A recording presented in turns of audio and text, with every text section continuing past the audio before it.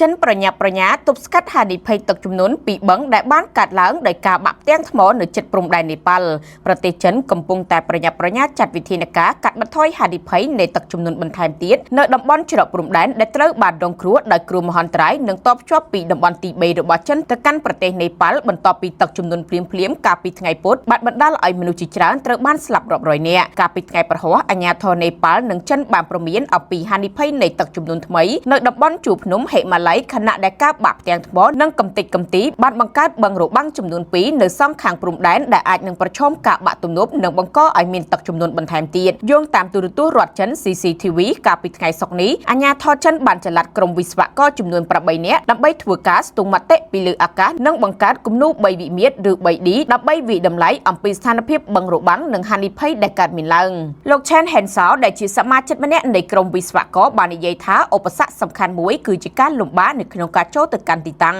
លោកបានប្រាប់ CCTV កាលពីល្ងាចថ្ងៃប្រហ័សនេះថាការបាក់ផ្ទាំងថ្មបានបង្កើតបឹងហើយបានធ្វើឲ្យមានច្រាំងថ្មដាច់ស្រយាលនិងចំណោទថ្មចោតជាច្រើននៅតាមបណ្ដោយបឹងដែលធ្វើឲ្យការងារសង្គ្រោះនិងវិតម្លៃមានភាពស្មុគស្មាញលោក Chen បានពន្យល់ថាវិធីសាស្ត្រទូទៅមួយនៅក្នុងការកាត់បន្ថយហានិភ័យពីបឹងរបាំងគឺជាការជីកប្រឡាយបង្ហូរទឹកទៅផ្នែកខាងក្រោមនៃទំនប់កំទេចកំទីទោះជាយ៉ាងណាក៏ដោយទទឹងនឹងជម្រៅនៃប្រឡាយត្រូវតែគណនាយ៉ាងប្រុងប្រយ័ត្នដោយផ្អែកទៅលើល្បឿនដែលទឹកអាចហូរចេញនិងល្បឿនដែលបឹងអាចពេញទិន្នន័យពីការស្ទង់មតិរបស់ក្រុមវិស្វករបានបង្ហាញថាបឹងនេះមានប្រវែងប្រហែល150ម៉ែត្រនិងជម្រៅប្រមាណ40ទៅ50ម៉ែត្រខណៈដែលបរិមាណទឹកដែលអាចស្តុកបានស្ថិតនៅចន្លោះពី 1.5 ទៅ 2 លានម៉ែត្រគូបជំហានបន្ទាប់របស់ក្រុមការងារគឺត្រូវតែបន្តតាមដានកម្រិតទឹកនិងស្ថានភាពបឹងព្រមទាំងប្រមូលទិន្នន័យពីបាតបឹងនិងតាមដានស្ថានភាពអាកាសធាតុនៅក្នុងប៉ុន្មានថ្ងៃខាងមុខនេះតំបន់ច្រកព្រំដែនគ្រីដុងកំពុងតែមានភ្លៀងធ្លាក់ពីកម្រិតតិចទៅមធ្យមដែលអាចធ្វើឲ្យដីនិងថ្មនៅតំបន់ភ្នំដែលមានសភាពមិនស្ថិរភាពរួចទៅហើយកាន់តែមានភាពធន់និងងាយបាក់រលំ